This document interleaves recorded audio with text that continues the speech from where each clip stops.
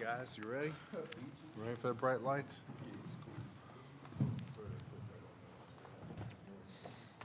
Okay, questions for the student athletes from Pittsburgh will be here from 11:05 to 11:20. Who has the first question? Raise your hand. Let's get the handheld mic to you. Front row. Hey guys, Austin Bechtold, Pittsburgh Sports Now. Nike, Greg, Blake, overall being here last week and now returning to Greensboro, what's the feeling and just being able to get a second chance in this building? Is there a little bit of familiarity for you guys, and is there any comfort in that? Greg. I feel like it feels good to be back. We feel like we got a little unfinished business because we came here and, we didn't win the tournament like we had hopes to do. I feel like we familiar with the place, but I feel like playing with a different basketball going to make it a little different. But other than that, I feel like we just ready to go. Happy to be back. Nike. Yeah, man, we excited to be back. Excited to be back in Greensboro. We was here, last week? Yep. So, man, it's just exciting to be back, and we got some definitely unfinished business to continue to work on.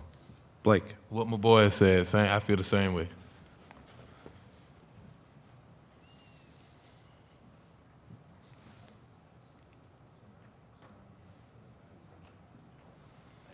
Third row. Good.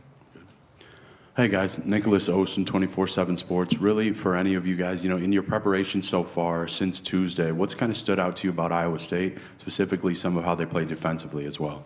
Greg. It's just the way they, try and get into the ball. They want to try and make the game. They pace. They want to try and be disruptive. We know we just got to do a good job of trying to take care of the ball. And they look like a team that's trying to crash the glass. That's one thing we know we got to get better at. So, Nike. Yeah, they're a team that tries to dictate the pace. They try to cause a lot of turnovers, play pretty aggressive. But we just got to take care of the ball, play at our pace and continue to be us. Blake. Exactly what my boy said. All right, we're asking you first next time, Blake. Back of the room. Chris Williams from Cyclonephonetic.com. Blake, I'm sure you're anticipating this, but a lot of guys on this team. You spent some time at Ames. What does it feel like? Give us your emotions and your thoughts on going head-to-head with the team that you know so well. I'm just ready to play my next game in March Madness, and I'm focused on winning. Second row. Aaron Beard with the AP. To follow up on that, Blake, did you have much of a reaction when you saw that this was a possibility of playing a team where you had spent time? No. Randy Peterson, Des Moines Register. Blake, what was the situation where you came to Iowa State and then left Iowa State? I'd rather not say.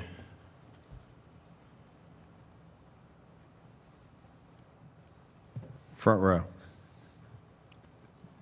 For any of you guys, what was your overall takeaway 24 hours after the game against Mississippi State, and what have you learned from that to be able to take away now in the round of 64?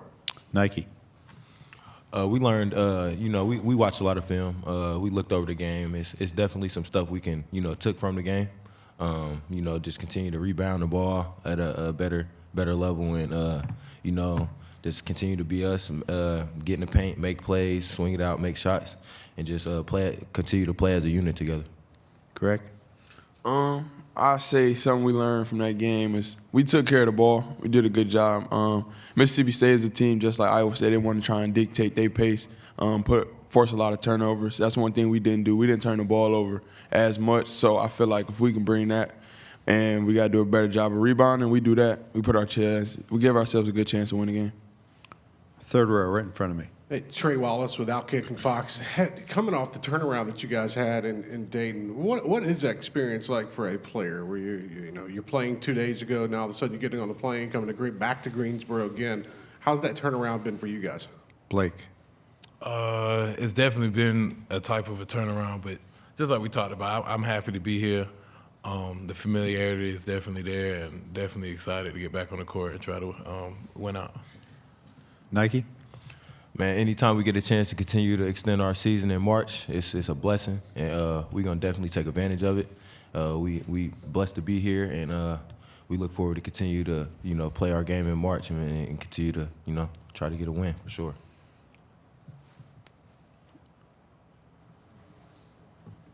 Blake, do you still keep in contact with any of the guys from Iowa State that were there when you were there?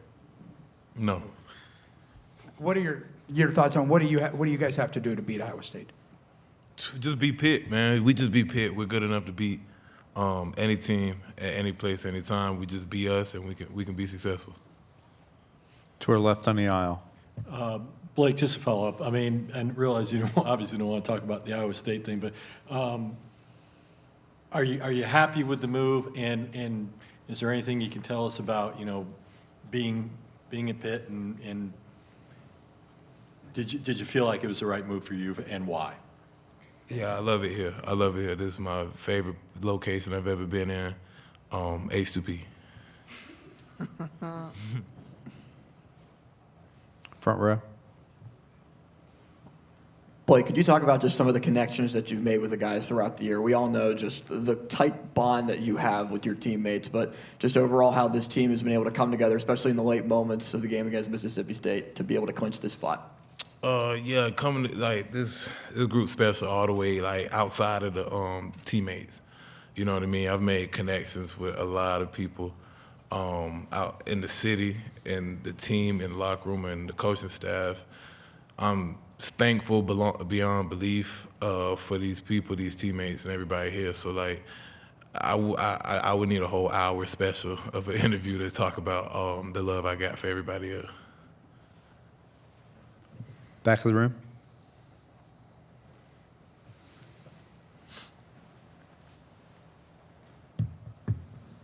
Hey guys, in the brief time that you've had to scout Iowa State and prepare for this game, do they remind you of anyone in the ACC that you've gone up against? Are there any comps to the style of play that they play? Nike. Yeah, we played teams like that before. We played, kind of give us like a Florida State type of feel. They like to get up in the ball, pressure the ball, force a lot of turnovers. We dealt with teams like that before. Yeah, I would say the closest comparison, if you ask me, would be probably Florida State or like a West Virginia type of play style. Greg? In the ACC, I'll probably say, like Nike said, probably Florida State. I don't think they they don't have the length or the size that Florida State has at every position. And I would definitely say they play like West Virginia as well, because they're in the same league, so you're gonna get most of the time the same things from most of them teams. So that's really it. To our left. Hey guys, not sure if you saw, but President Obama has you guys winning against Iowa State in his bracket. All right, Barack. And Pennsylvania's governor has you guys going to the Elite Eight. Just wanted to get your thoughts on those two bracketology projections. Blake. You think Barack gonna see this? Barack, what up, man? Yeah, that's love, Barack. I'm not gonna forget that right there. Nike. Man, it just feels good to know that Barack Obama, is placing us to, get this win, man. But at the end of the day, we got to come out and take care of business. But, just a year ago, nobody had us projected to win nothing. So it just feels good, to be able to be on the other side of that for sure. That's super exciting. Just to know that we got people that's believing in us, all the work we put in. It's really just real good feeling. Other questions?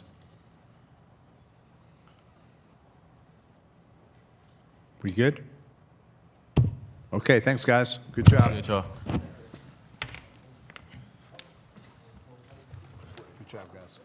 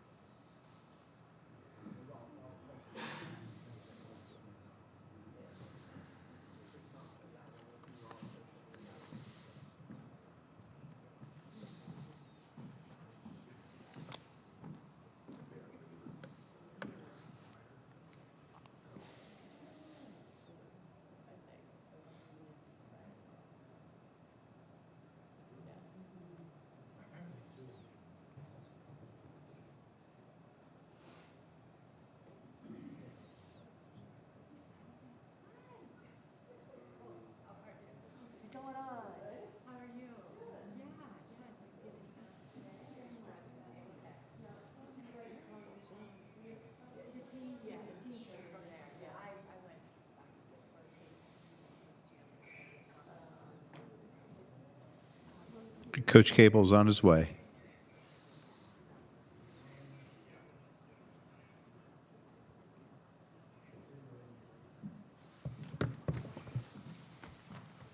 Good to see you. Good to see you. Good job. What about my name tag for all right. your friend there? It's all right. See that? General comment when you're ready. Well, excited to be back in Greensboro. Excited to continue to be a part of the big dance. It's been a heck of a week for us already after a really emotional and hard-fought game in Dayton against a good Mississippi State team. And we're excited to play against a very good Iowa State team. You want to introduce your assistant coach? This is my son, Elijah. First question, second row. Hey, Jeff. Aaron Beard with the AP. Blake wasn't very talkative about his time at Iowa State and leaving, but this is going to be a more common occurrence in the transfer portal era where guys end up running up against teams they had seen before with more player movement. Have you addressed that much with him at all, or do you have to? And is that something you will, as a coach, generally have to be more cognizant of, I guess, the emotional connections or whatever to a previous stop? Yeah, I really haven't. You know, it's interesting. I don't think young people are as emotional about this stuff as we maybe adults are. They're able to move on very, very quickly and turn the page. And so, you know, for us, it's Pitt against Iowa State. It's not Blake against Iowa State or Iowa State against Blake. They have an outstanding team. They have an outstanding coaching staff. They've done an incredible job. TJ has, you know, in his second year, the run they made this year. They play in an incredible conference. And so we have our hands full with Iowa State, not just the emotion of Blake playing against Iowa State. To our left. Yeah, hey, Jeff.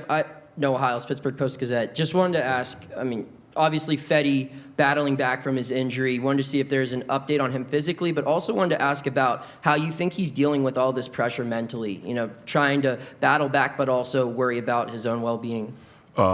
There's not an update. It's still kind of day to day. We'll have a better idea today. We traveled yesterday, and all we did was walk through yesterday.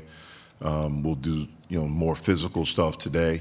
And so we'll have a better idea after today's practice about his status.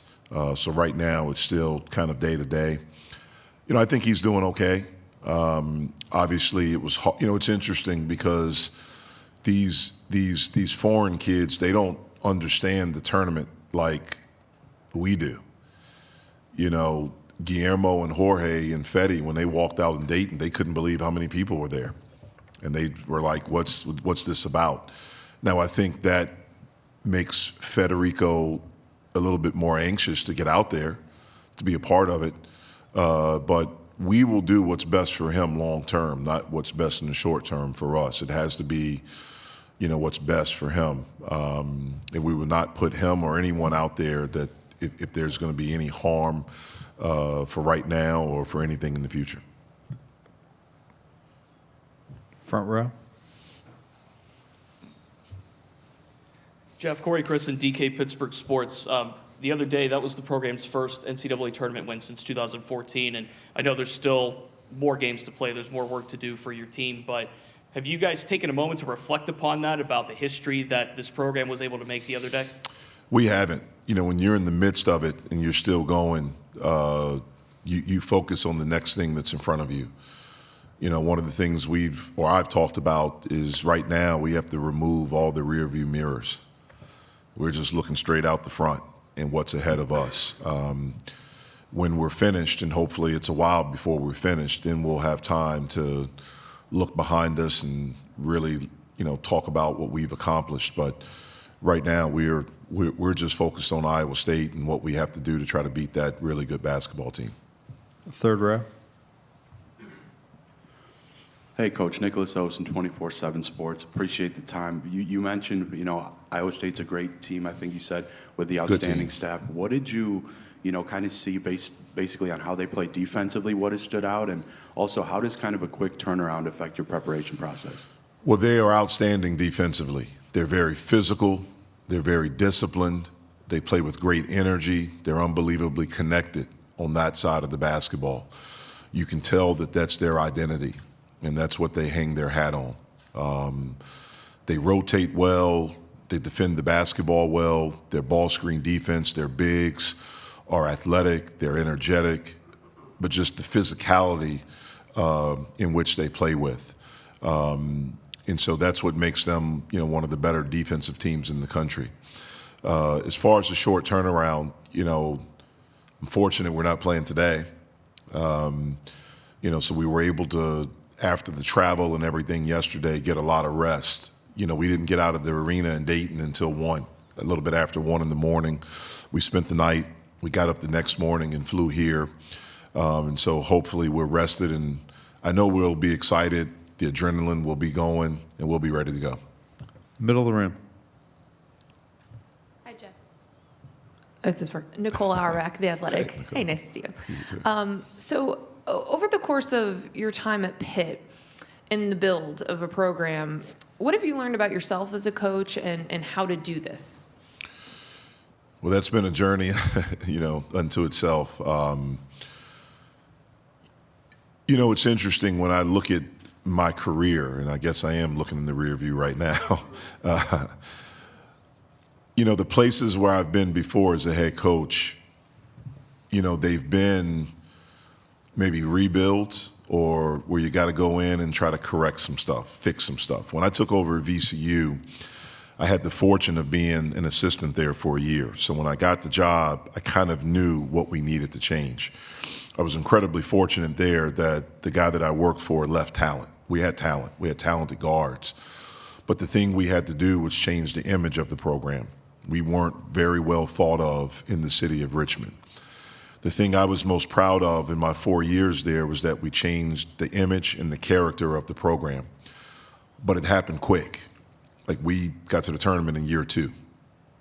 In year 3, we got to the NIT. We lost in the finals of the conference tournament. That was back in the CAA where you had to win the conference tournament. I still remember it was a really bad call at the end of regulation that gave Old Dominion, put it into overtime, and we lost in overtime. And we went to the NIT. But that was the first time since the 80s that program had been to back-to-back postseasons. When I went to Oklahoma, obviously I took over for Kelvin Sampson.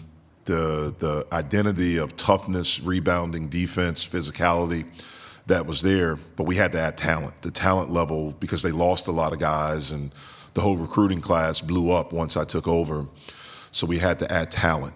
Now, it helped in my first recruiting class, I was able to get a guy named Blake Griffin. That helped a lot. So in year 2, we were in the tournament. Year 3, we were in the Elite 8. And then after that, it fell apart. This one, I think in my mind when I took over, there was part of me that thought, well, this is the way it's happened. In year 2, you've turned it. In year 2, I thought we had a chance to. I thought we were moving in that direction, and then it fell apart. So this has taught me patience. It's really taught me making sure you surround yourself with really good people. One of the things during the 7 years I was at Duke, I had some opportunities. It was really important for me to go somewhere where I felt like the administration, the athletic director and president had my back. You really find that out when you go through tough things. You really find out who's with you. And I'm grateful. That's probably the thing I'm most grateful for, because the first 4 years were hard. Last year was really hard. Last off season was really hard. But you find out who's really with you. And I got to find that out where the first 2 jobs, you got all these people on your side, kissing your butt, telling you how great you are, and then when things turn south, then you see. Things were south here early, so I got to see who's really with me, and it's been interesting this year now that we've won, looking at it from that standpoint. So I'm grateful for it. I'm grateful for it all. To our left on the aisle. Coach Steve Reifin, Associated Press. When you look at Iowa State, what is your biggest concern? What do you guys have to do well to win? We have to rebound the basketball. They're a really good offensive rebounding team.